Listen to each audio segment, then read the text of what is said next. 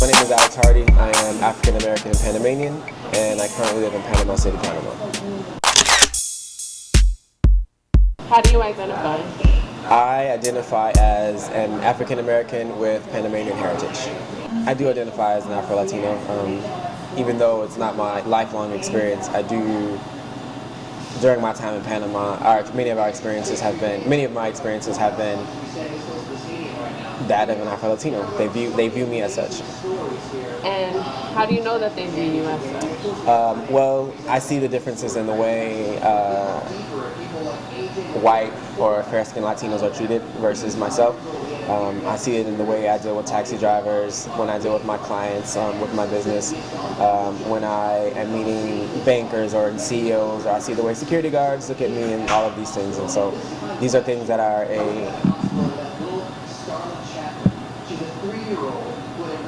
it's rooted in, if nothing else, it's rooted in discrimination, but it's something that is unique and very common to the Afro-Latino person in Panama or Central America in general.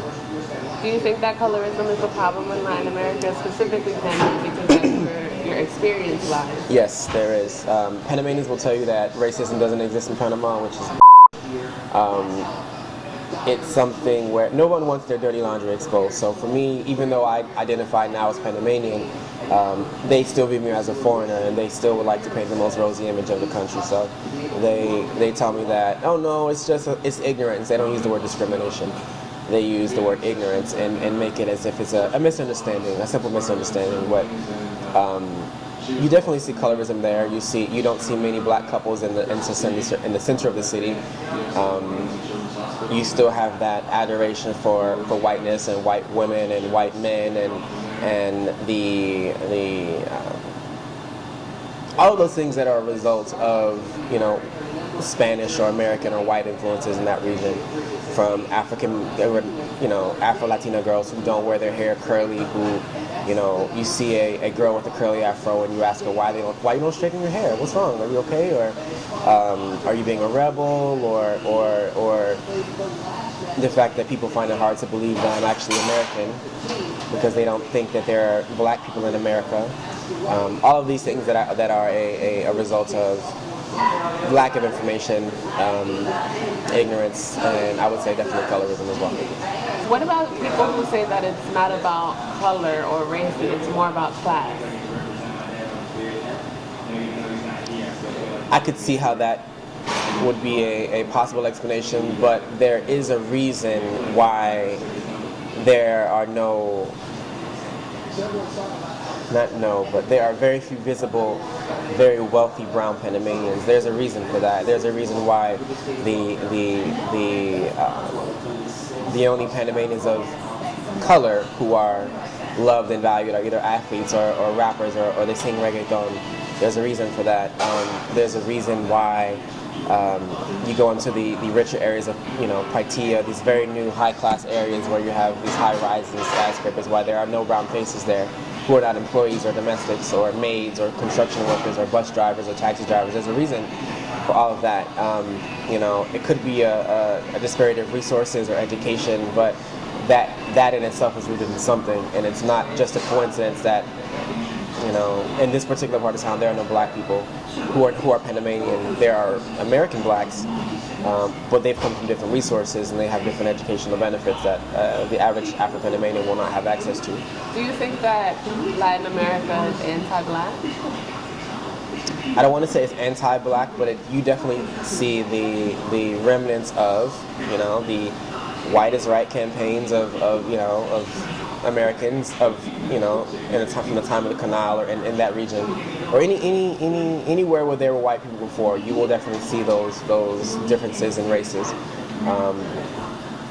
It's just whether black people are relegated to coastal regions or whether black people are relegated to jobs as domestics or very very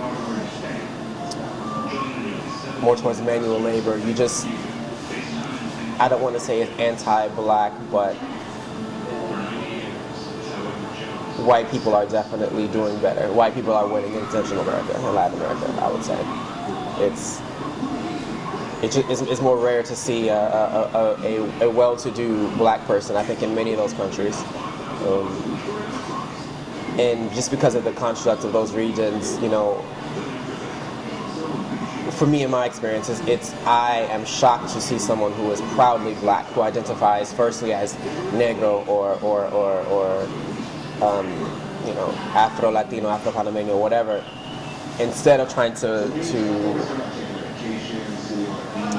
use all the many other terms they use for race. You know, I'm not black, I'm caramel, I am café con leche, I'm mestizo, I'm all of these other names that they want to use, but I just think that it's all of these things are a result of I would say the influence of whiteness. So it's not overtly anti-black, but there is that sentiment there, and it's ingrained in people to the point where they don't even realize that what kind of construct they're operating within.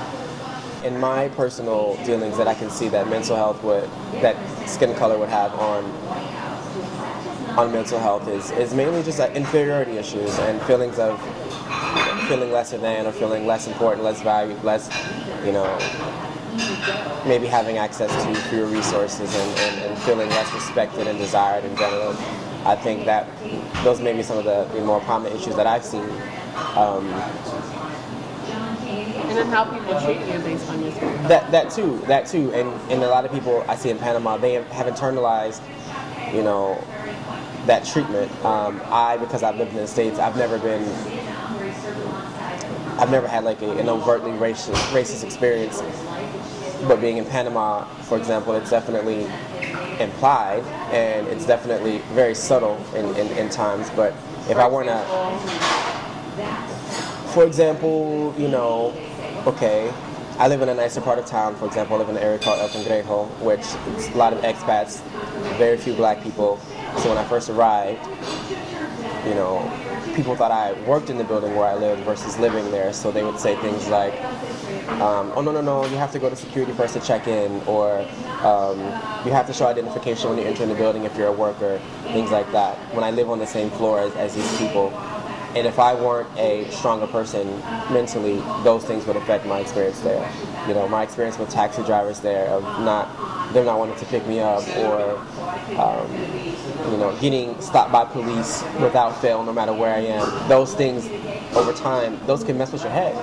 And you know, if I was a weaker person, or if I was a different kind of person, those would make me want to leave. It's a turnoff to be somewhere where you're trying to chase your heritage and you're trying to find out about your culture and your family, and people view you as a threat, or they view you as, you know, a vagabond or a dirty rasta, or you know, they assume that you're they call maleante, but it's essentially like a thug, just based on your appearances. Even if I'm in a suit and tie, they have that image of me because they don't have the positive images to counteract what they have in their mind. So again, if I were a different kind of person, that would definitely have a lasting effect on my mentality, a lasting negative effect on my mind.